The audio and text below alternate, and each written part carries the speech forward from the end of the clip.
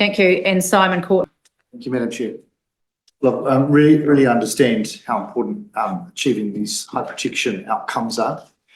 I'm interested, given the case you've made, that allowing ringnet fishers who collect just, I think, maybe 18 tonnes, like you said, $27,000 worth of fish every year from a commercial point of view, how letting them in sets an unacceptable precedent, and compare that to many submitters who said that allowing iwi Māori to take from these high protection zones, customary takes, also set a precedent that undermined the high protection status. And again, when we asked officials and when the legislation was eventually passed, there don't seem to be any biodiversity controls or tests around that that satisfied many of the submitters who were concerned about that.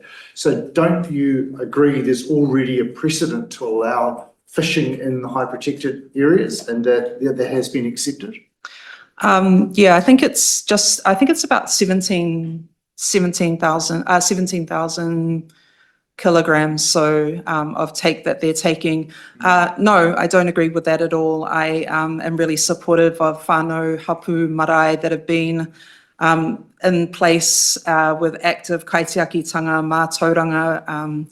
If we look at the history of the Gulf and how long people have been in the Hauraki Gulf, which has been over 1,000 years, and some incredible, if you ever get the chance to go out to the Noisies or want to go out to the Noisies, it's an incredible place to see, a real kind of cross-section of where the erosion, you can see all of this incredible evidence of shells and different marine life that are in there. I am answering it, and what I'm saying is that a part of understanding how to revitalise and restore the mauri of Tikapa Moana is about active kaitiakitanga. And it's also comes down to what was affirmed for us in Te Tiriti o Waitangi as well, around our taonga, our resources and our whenua. And so with the ringnet fishers, in terms of the take and the amount of fish that they're taking out of those areas, and even the type of fishing that it is not particularly one of the most destructive fishing methods, which is a good thing.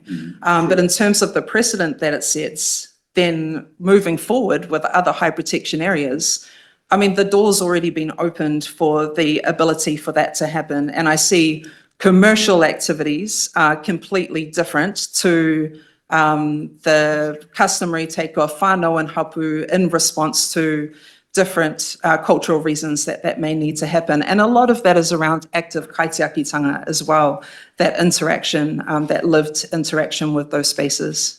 Yeah, Thank you. Madam Chair, I just do need to follow up on that, because there's been some significant assertions made, which I think anyone listening and people who do support what you're proposing here, which is, why should we have commercial fishing in high protected areas?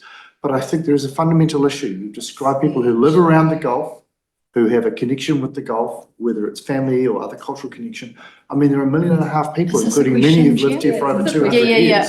So I'm just wondering, do you really think that doesn't set a precedent? She's already answered. But she's answered the question. No, okay, Simon. No, we nearly met time.